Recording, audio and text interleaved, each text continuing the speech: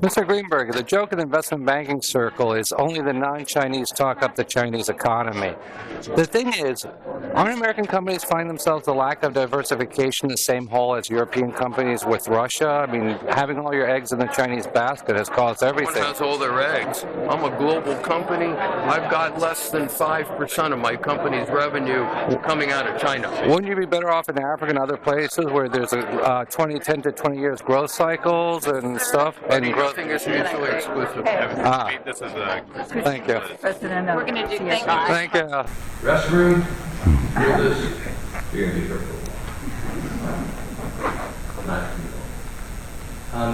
But I do have a lot to say, and I think it's on a serious subject, and it needs to be said, because we need to have a fulsome debate.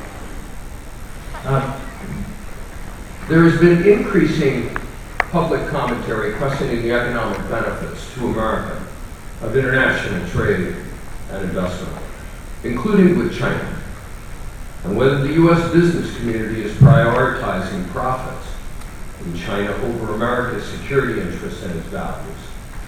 The implications is that American companies operating in China are unpatriotic, or at best gullible and naive.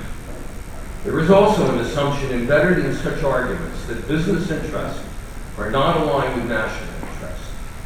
But how does our country generate wealth and build strength on the world stage if our business interests are not viewed as an element of our national interests? I also encounter arguments that America has gotten mugged by China in recent decades.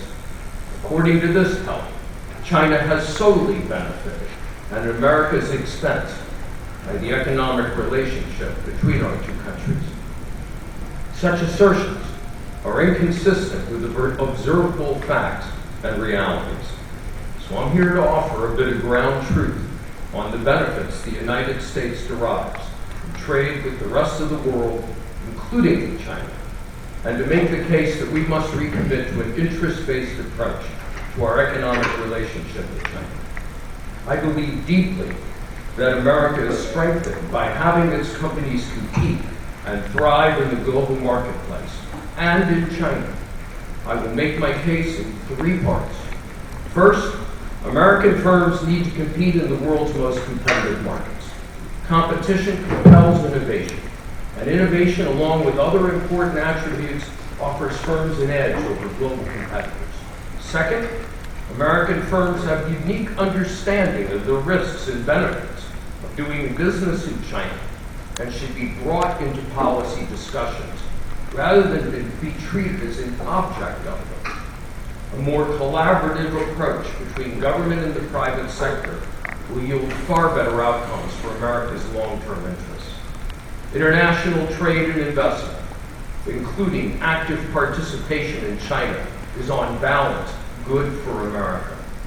Third, it is critical that American companies act according to their vision of corporate governance and values in China. American businesses generally operate on the basis that transparency, fairness, and respect for the individual strengthen their own performance. These firms provide a powerful example in China, a country that in important respects is moving away from market-driven decision-making, and they must continue to reflect the best of America in their operations in China. I know that my efforts to elevate the public debate on China may invite criticism, since my company has a clear financial stake in the direction of this debate. But I'm willing to make the case because I believe that the choices our country makes about our economic relationship with China and trade generally will have a significant bearing on America's national security and global competitiveness in the 21st century. These choices must be grounded in reasoned debate based on available facts and not left to voices on either extreme of the political spectrum to define. Members of the business community have generally been quiet on this subject, reticent to speak up out of concerns of vilification. Yet their voices are important to the knowledge and perspective they lend to the debate. Silencing debate is not how our democracy is designed to operate. Just look at Asia today. Beyond our military, America's greatest source of strength and influence is its active business sector and its sizable investments made over decades. But as international trade has gone out of political favor in the United States, there has been less robust debate about what set of trade policies would best protect and advance America's interests. Before delving into China, a few points to highlight on trade. As countries have opened their economies to trade and investment, advanced economies such as ours have created jobs and services and manufacturing. The United States exports more than $2.5 trillion in goods and services annually. According to the Business Roundtable, trade supported over 41 million American jobs in 2019. U.S. trade-related employment grew 4 times faster than total employment since 1992. It's not just large multinational companies that profit from these trends. Today, small and medium-sized enterprises are increasingly benefiting from global trade alongside multinational corporations. As digital trade continues to grow, so too will opportunities for American companies of all sizes to connect and compete in the global market. To put a point on it, there's almost 172,000 small businesses with fewer than 500 people exporting almost $300 billion. International trade increases competition, especially for firms that face few domestic competitors. When companies compete globally, they produce more efficiently, which helps drive down costs and reduce inflation. As companies grow and thrive, it means more jobs and employment. And after all, it's strong, thriving businesses that create jobs here and abroad. Consumers benefit with more variety, better reliability of products and services. Globalization serves to pool talent and accelerates learning about what works or doesn't and why. The world is not standing still, though. While the United States has retreated trade agreements, many other countries have moved ahead. Regional economic integration in Asia has advanced considerably in recent years without the United States. This has placed American firms at a disadvantage with their international peers in the world's most dynamic region. Alongside our aircraft carriers and our fighter jets, what Asian countries want most from the United States is increased market access and deeper trade and investment ties. After all, the business of Asia is business. So proposals for new regional economic frameworks that do not include market access are going to fall short. We're at a point where the long-standing consensus in favor of open, rules-based trade is broken down. Critics suggest that policy has not served our workers well and believe the benefits of trade should be more equitably distributed. But creating and maintaining those trade benefits is equally as important. The Biden administration's Indo-Pacific Economic Framework and the U.S.-EU Trade and Technology Council are both good faith efforts to build rules for 21st century trade challenges. The administration deserves credit for prioritizing efforts in Asia and Europe to advance digital trade and develop standards for new and emerging technologies. While unpopular to say, we should also seek to join the Comprehensive and Progressive Agreement for Trans-Pacific Partnership, CPTPP. The truth is that any trade initiative that does not include market access to services, investment, and intellectual property protection, or dispute settlement provisions, and doesn't tackle subsidies, will fall well short of our most recent high standard agreement, USMCA, which happened to receive broad bipartisan support in Congress. Pursuing administrative agreements instead of formal trade agreements is viewed as a sign of America's diminishing ambition on trade and will raise questions about the durability of the arrangement. Rather than shrink our ambition to match the political mood of the moment, the United States needs to rediscover its determination to lead on trade. There is a strong strategic rationale for the United States to reassert leadership on trade. Deeper economic integration between the U.S. and our Asian partners would bind our fortunes together more tightly. It would give the region greater confidence in America's staying power. It also would undercut Beijing's preferred narrative that Asian countries should stand with China to prosper instead of siding with the United States and missing out. And finally, it advances our vision of market-oriented, rules-based trade and economics. I have detected rising levels of concern among the policy community about America's competitiveness with China's economic model. I do not share these anxieties. I am confident in America's economic model. No other governance and economic system has generated more wealth and national strength for its people than ours. This fact ought to offer us a bit more self-confidence and strategic patience about our capacity to outcompete China. I support the U.S. vigorously defending and protecting its strategic interests, and I expect China to do exactly the same. This is particularly true in advanced technologies, and especially those that involve national security or represent certain leading-edge economic capabilities. The central question is not whether the United States should defend itself, but rather how it can do so most effectively. We must be able to protect our national security and our economic prosperity. Our economic strength is the foundation upon which our national security is built. Our national ambitions are advanced by remaining a powerhouse of innovation. This requires the U.S. government to protect the rights of its companies to monetize their intellectual property. The competition that our firms encounter in China and around the world pushes them to improve. This process benefits our firms, which in turn benefits our workers.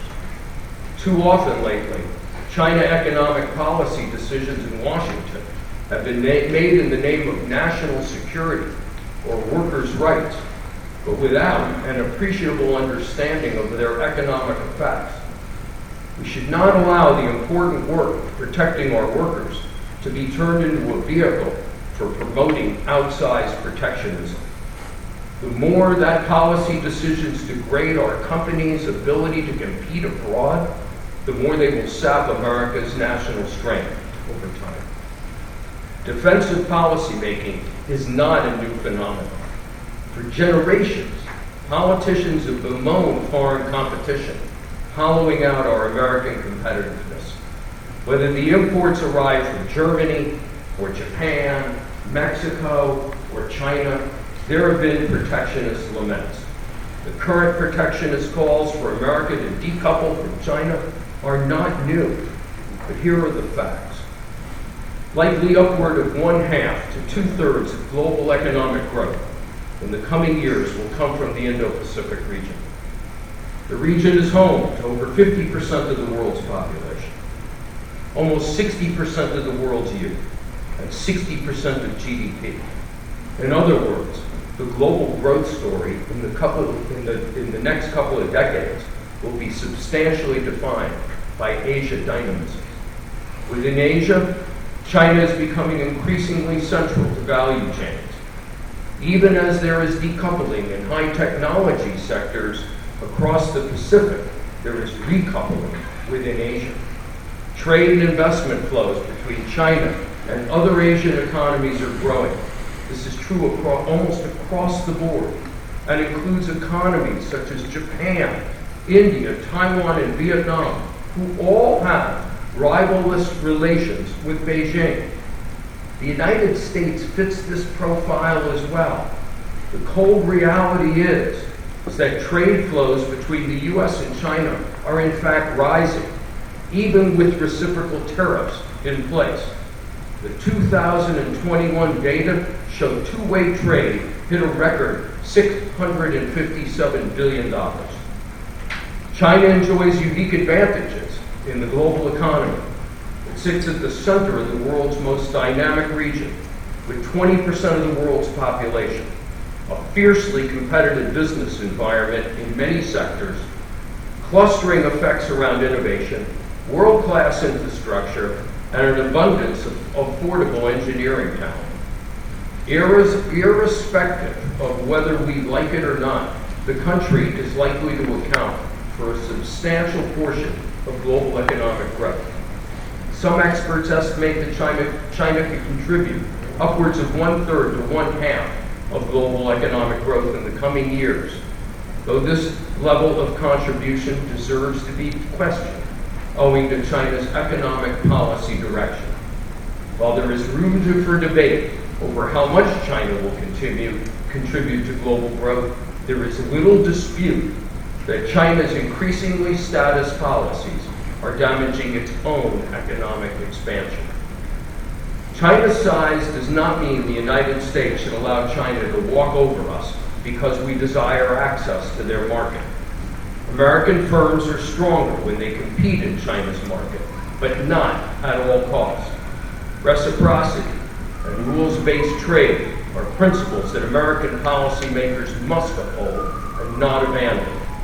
To be clear, I support the principle of reciprocity in the broad sense, not the use of the term to advocate for mechanical, tit-for-tat action that took the United States in a race to the bottom of China. I'd like the United States to draw upon all available levers to push for a more level playing field for competition. And it is vital that the United States address problematic behavior. Certain Chinese economic policies are adding strain to the U.S.-China relationship. State-backed efforts to prop up national champions, including by subsidizing production, flooding overseas markets, and undermining international competition, are a direct challenge to American interests. These are not problems, though, that lend themselves to unilateral American solutions. Contrary to what some hope in the U.S., Washington does not have unilateral economic leverage to compel China to submit to American demands to reform the economy or their political system. And here's why. China has become the world's largest recipient of inbound foreign direct investment, though flows have dried up recently. In 2020, China's share of global FDI rose to an all-time high of 25% of flow. While some of this investment originated in the United States, the bulk came from Europe, the Middle East, and other parts of Asia. In other words, arguments that China is reliant on American capital and that America can change China by withholding investment flows deserves to be interrogated. China also is the top trading partner for more than 100 countries globally. Every one of America's closest partners around the world has a deep economic relationship with China. None would be willing to end its economic relationship absent a dramatic Chinese action. Given these realities, American interests are ill-served when policymakers put trade and competition with trust or values. America's partners in Europe, Asia, and elsewhere do not welcome China's assault on individual liberties, but they also do not see trade policy as the venue to adjudicate those differences. Rather, they seek to address differences over values in the political and diplomatic arena. America is also not taking steps to attract our global partners to bind their futures more closely to our own. We are not further opening our markets and liberalizing trade policy to incentivize countries to put greater weight on their economic and overall relationship with us. In other words, all of our partners are going to continue to trade and invest in both the United States and China. The objective, therefore, is not to try to contain China. It is to outperform China. we should be promoting and literally leading with our vision for rules-based international trade, rather than be playing defense against China's efforts to legitimize their own economic model. And the United States should have ample confidence in its capacity to do so. Our economy remains more than 25% larger than China's. Our workers in many sectors are more productive. We enjoy the world's reserve currency and a higher education system that is simply the envy of the world. We have a transparent and reasonably predictable legal system. We have traditionally been open to immigration, though of late we have been more limited. We will need to continue to foster a culture that attracts the brightest minds and those who want to work hard for a better life to our shores. At the same time, given the scale of the challenges from China's own behavior, we'll need to strengthen our self-awareness of how our actions are interpreted by our allies and partners. They all recognize that full-scale U.S. economic decoupling is not a serious option. It can more accurately be described as an economic impossibility. Global value chains for thousands of products flow through China before the finished products arrive in the United States. China increasingly conducts final assembly of products. The intermediate goods that go into those products sometimes originate in China, but many are made in countries around China. Even if the United States, Canada, and Mexico wanted full-scale, across-the-board reshoring of production from China, there are too many missing pieces of the supply chain in North America to make production work at speed, at scale, or price that can be competitive with companies that continue to produce in China. To take a specific example, Mexico is moving in the wrong direction. Recent efforts to limit competition in the energy sector would dissuade manufacturers from moving to Mexico due to concerns over availability and cost, as well as difficulty in meeting climate-related commitments. Mexico is becoming an increasingly unattractive market for transferring production. Yet, we are doing too little to address the negative direction our southern neighbor is headed at a time when we should be focused on strengthening North America's competitive profile. If American firms are the only ones to exit the China market while foreign competitors continue to enjoy the cost and efficiency advantages of producing there, then U.S. firms will relinquish global competitiveness. To be clear, there will be cases of selective decoupling. There will be products that have such high value to our national security, including economic or our health security, that they justify being produced at a higher price and lower efficiency in the United States. There may also be instances where companies simply decide for themselves to leave the Chinese market, given their business model. The more products that policymakers place within the protected net, though, the more cost the consumer will have to absorb to offset the inefficiencies. If full-scale or large-scale decoupling becomes our goal, though, such a policy will feed China's worst instincts, undermining our own global economic competitiveness and amount to a self-inflicted wedge between us and our allies. Some may counter that China, not the U.S., is seeking to decouple, that we should reciprocate. Well, it's not in America's interest to relinquish market share in the world's second largest economy, particularly when China's demand is growing for American exports, from apples to advanced vehicles.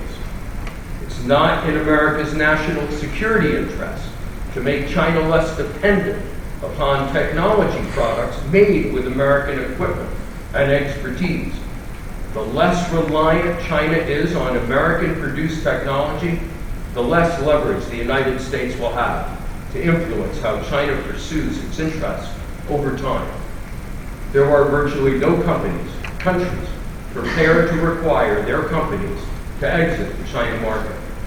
On the margin, other countries may compel their companies to limit trade or investment with China in in sensitive national security areas, but they are not likely to broadly cut off trade with China.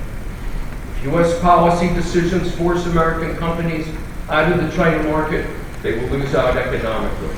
But China likely will still acquire the capabilities it seeks. And don't take my word for it. We've run this experiment before. Previously, the United States unilaterally banned the sale of satellite technology to China. The result? American companies lost revenue, European competitors filled the vacuum and reaped profits, and China got the capabilities it sought. This was a mistake Congress ultimately corrected.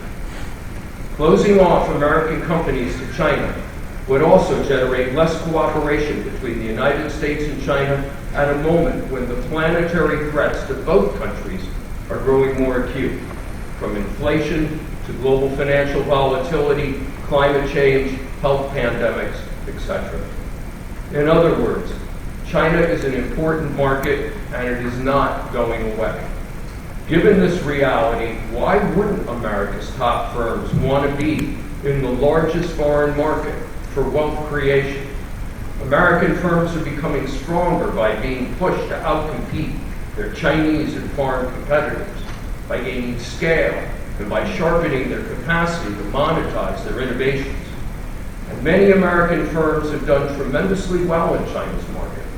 Their revenues support jobs across the United States for designers and developers, marketers, logicians, managers, lawyers, accountants, scientists, and so many others. America's deep economic presence in China also has allowed American workers to profit from China's rise. The more their economy has grown, the more Chinese consumers have looked to American products as a symbol of quality. America's exports to China in recent decades have grown rapidly. And while there is no clear number on how many jobs our services and manufacturing exports to China support, we do know the U.S. economy generates between 2 and 3 million new jobs a year. Of course, such statistics provide cold comfort to those who have lost their jobs to companies that offshored production to China. And many hard-working Americans have lost their jobs to lower-wage workers in China during what is often referred to as the China shock, the period from 2000 to 2015, after China's accession into WTO. Recent research puts the upper bound estimate of manufacturing jobs lost to China at about 2 million. In other words, according to economist Adam Posner, the China shock was responsible for displacing about 130,000 workers per year from 2000 to 2015. Looking backward and forward, automation and productivity gains likely pose greater threat to American manufacturing workers than China does. But that doesn't make the experience any less painful to those individuals and communities who have suffered from trade with China. The policy answer to this predicament is to defend our workers against Chinese dumping, and if and when it occurs, to forge international coalitions to address China's non-market economic practices, and find ways to provide effective and practical support to American workers, including by implementing policies to make them more competitive in the global economy. The best way for the United States to address the hollowing out of America's manufacturing sector is to make the sector more globally competitive. Unfortunately, as a country, we have underperformed on this score. We have not defended ourselves as strongly as we should have against distorted Chinese economic policies. The goal of U.S. trade policy should be reciprocity and equal treatment for American companies, not equal results in the form of managed trade. American companies and workers can compete against their Chinese peers, but they cannot be expected to compete against excessive sovereign government support. In sectors where China proves unable or unwilling to allow reasonable access to make directional progress towards fair competition, We should look for reasonable limits on China's access here in sectors they prioritize and urge other partners around the world to follow suit. We also should work with partners around the world to develop thoughtfully tailored outbound investment screening mechanisms and then implement such screening mechanisms in a coordinated fashion.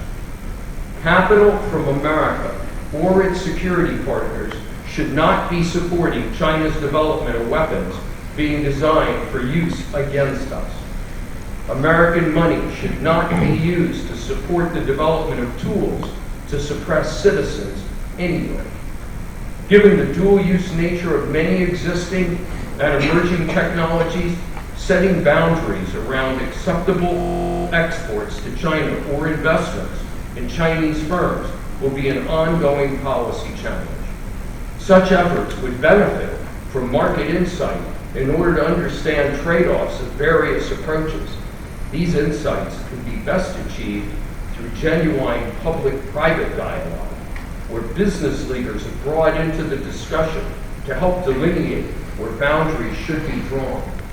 With that information, national leaders can set principles to preserve an appropriate balance between national security and national economic competitiveness. Both are imperatives, both are mutually reinforcing, and both will be strengthened by maintaining reasonably high thresholds for government intervention. In other words, small garden, high walls. We need our companies to be able to sell their products in order to generate revenue for next generation technologies, while at the same time denying access to goods that put our national security at risk. We also have not done enough to raise the competitiveness of members of our workforce who have been left behind.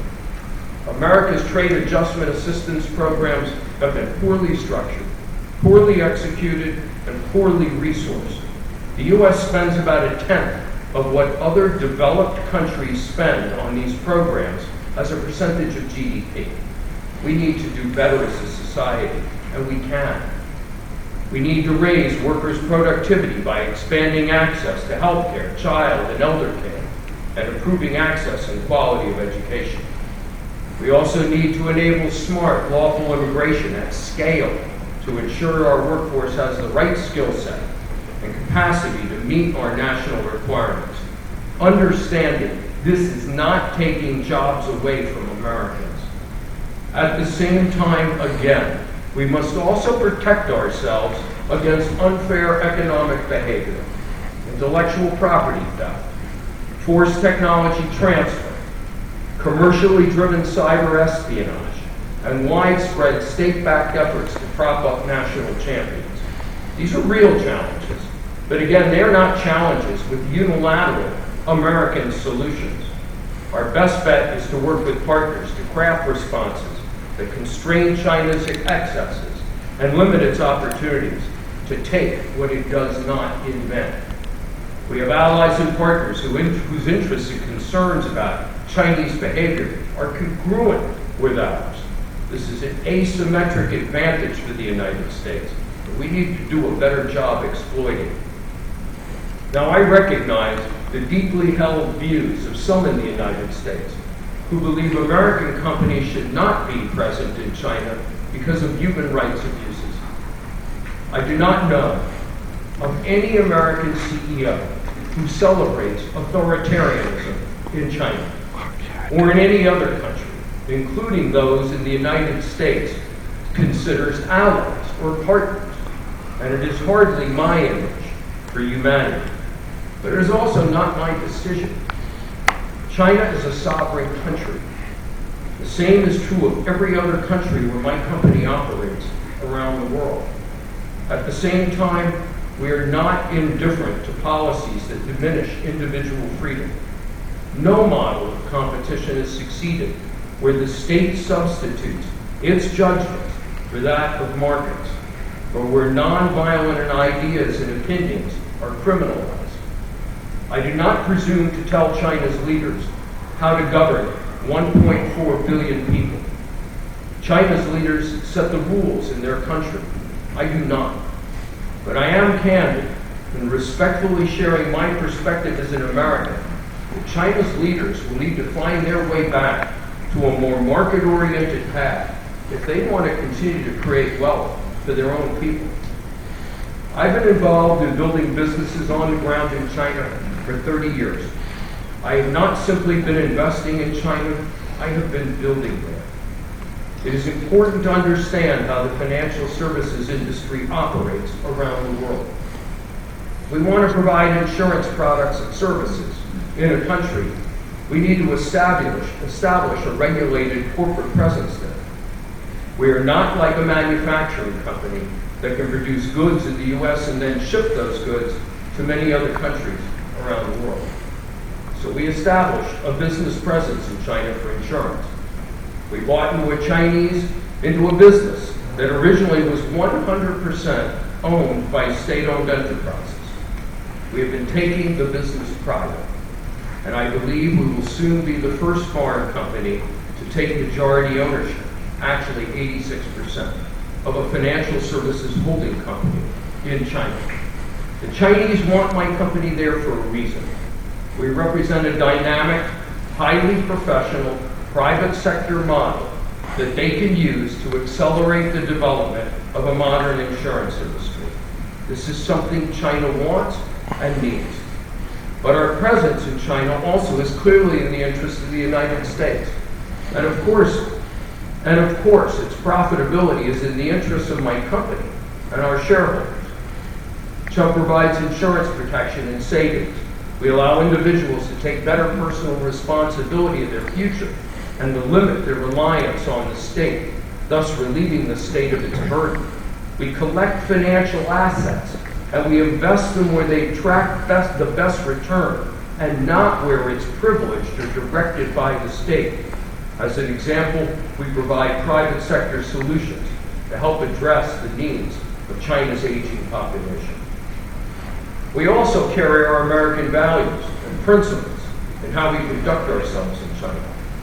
We represent a market-oriented private sector model that believes in the sanctity of the individual, the rule of law, and in basic human rights. We not only assiduously follow local laws and regulations, we strive to adhere globally to the highest U.S.-based standards of corporate governance and behavior, and compliance education, and anti-bribery controls. We don't have different standards for employees' behavior depending on where we operate. We draw upon our global advantages, profit-seeking efficiency, and our competition with Chinese firms. We recognize that we are operating in a country where policy is decidedly moving towards a more state-driven economic model. At the same time, and without mincing words, I am earnestly and quietly as candid with Chinese officials as I am standing here and talking to you today. I regularly defend the interests of my country and my company. I have always been clear in respectfully registering my concerns with Chinese leaders about unfair state subsidies, theft of intellectual property, forced transfer of sensitive technology, and other concerns. I tell Chinese officials that I believe they are limiting their country's growth by